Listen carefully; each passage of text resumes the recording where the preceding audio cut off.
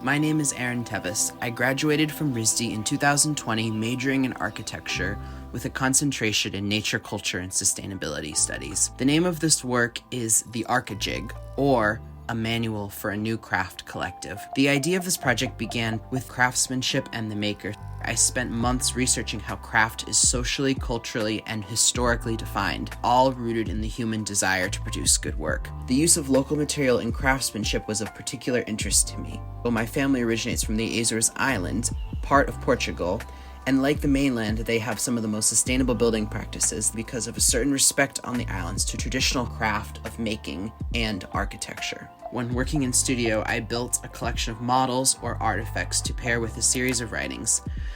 What became most productive to me was to introduce the jig that assists with repetitive woodworking processes. I began to make universal and modular jigs on the CNC machine. It became clear that this would not end up with a clear design finished project. Rather, the work would be making an instrument, the jig, but then suggesting a use for it. The act of suggestion is a form of designing something new.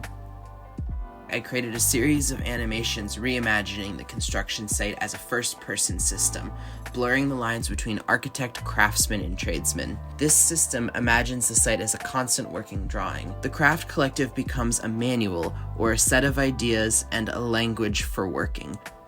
Through this experience, I was able to expand my ways of thought so greatly and make the kind of creative discoveries I had never thought were possible. The final review was such a fascinating conversation. I had critics who looked at my project and saw it in ways I had never thought of before.